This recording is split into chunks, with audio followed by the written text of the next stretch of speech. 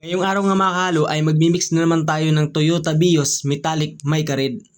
Kaya tirahin na po agad natin, baka tirahin pa ng iba.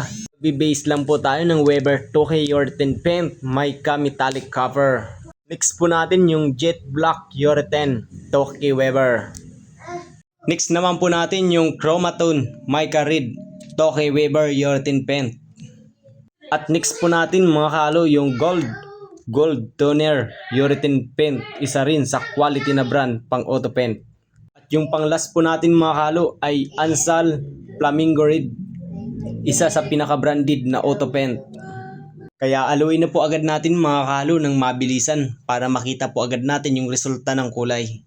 Kaya kung nakita nyo po mga kahalo, naging metallic na po unti-unti ang kanyang kulay. Napakaganda po ng kanyang kulay, lalo na pag tinamaan ng sinag ng araw. Lumalabas ang kanyang mga glitters. Sa mga nagtatanong kung para saan itong pinturang minimix natin, ito po ay pang auto paint. Ang Weber 2K Urethane Paint, isa sa quality na auto paint. Bali ito na po yung final color ng tinimpla natin mga kahalo. Dinilip na po natin sa may araw at saka sa walang araw para makita po natin kung sureball na ba. Pasok na po siya sa 99%. Thank you for watching mga kahalo.